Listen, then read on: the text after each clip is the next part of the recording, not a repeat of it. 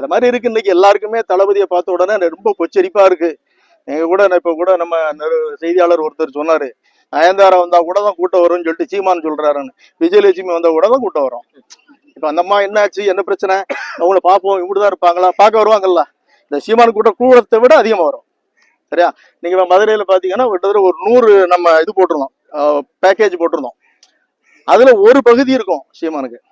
அப்போ என்ன ஆகுதுன்னா, நம்ம இவ்வளவு தூரம் வந்தோம், இன்னைக்கு எல்லாரும் போய் அவங்க கூப்பிடுற இடத்துல எல்லாம் எல்லாரும் டிவிக்கு அங்காங்க. அதான் அதனுடைய அன்னைக்கு எப்படி வாத்தியார்னு தலைவரை சொன்னாங்களோ அதே மாதிரி இன்னைக்கு தளபதியை சொல்றாங்க. அதனுடைய வருத்தத்துல சொல்றாரு.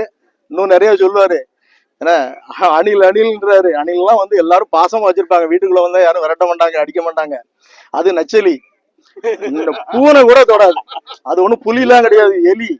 கேட்டீங்களா? போய் பொந்துக்குள்ள வேணா அது பூந்து கிட நம்ம ஒளிய.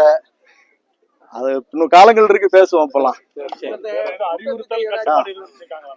இல்ல இப்போ முதல் கட்டமா நாங்க அனுமதி கேட்டிருக்கோம். இதுக்கு இப்போ வேற அடுத்த கட்டமா பேசுறோம்னு சொல்லியிருக்காங்க. அப்போ திரும்ப கூப்பிடுவாங்க. அப்போ எந்த இடங்கிறத அவங்களும் அதுக்கு முன்னால ஒரு ஆய்வு பண்ணிட்டு சொல்லுவாங்க. நாங்க பொதுமக்களுக்கு எந்த இடையூறும் இல்லாம காவல்துறைக்கு முழுமையான ஒத்துழைப்பு என்ன கொடுக்கணுமோ அந்த ஒத்துழைப்பை நாங்க தருவோம்னு சொல்லியிருக்கோம். இன்னைக்கு இந்த மாவட்டத்தில் இருக்கிறவங்க எல்லாருமே தலைமை கழகத்திலிருந்து நேற்று எல்லா மாவட்டங்கள்லயும் இந்த மாதிரி மனுக்களை கொடுத்துருக்காங்க. நான் நேற்று சென்னையில இருந்தேன். பொதுச் செயலாளர் நீங்க நாளைக்கு கூட கொண்டு போய் கொடுத்துருங்க. போயிட்டு நான் சிறுவைகுண்டம் சட்டமன்ற முன்னாள் உறுப்பினர்.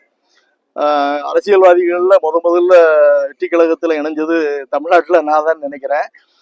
ஏன்னா இப்ப எல்லாருமே இந்த மாவட்ட பொறுப்புகள் எல்லாம் பார்த்துக்கிட்டு இருக்காங்க, அணிகள்ல இருக்காங்க. இவங்க எல்லாரையுமே கூட்டிட்டு போய் அந்த எஸ்பியை பார்த்து நீங்க கொடுக்க சொல்லியிருக்காங்க. அதனால கொடுத்துருக்கோம். அவங்க முழுமையான ஒத்துழைப்பு உங்களுக்கு தருவோம்னு சொல்லியிருக்காங்க.